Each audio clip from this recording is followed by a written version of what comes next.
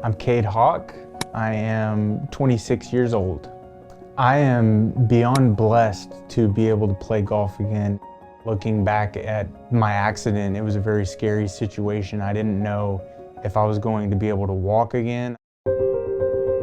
I impacted a tree on my motorcycle.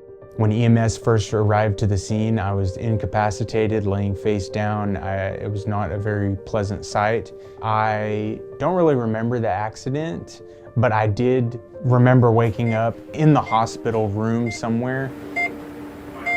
He presented with what many will call a fatal injury. That's what we call Atlanto-occipital dislocation, or internal decapitation, where the skull separates from the neck and from the spine. So even though the bones had been detached, thankfully, the tissues were still holding things in place. Kade spent 2 months here at Medical City Denton and required multiple procedures: trauma surgery service, orthopedic surgery, neurosurgery, plastic surgery, vascular surgery. It was a multidisciplinary approach. Kade's recovery has been remarkable.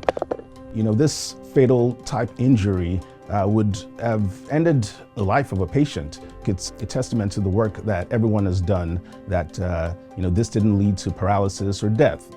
Medical City Denton was wonderful. The trauma surgeons, the neurosurgeons, the ICU nurse, the emergency room nurse. I mean, the list goes on and on for the medical staff that has assisted me with my recovery.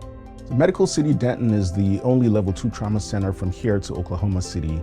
So we are uniquely prepared to take care of all emergencies.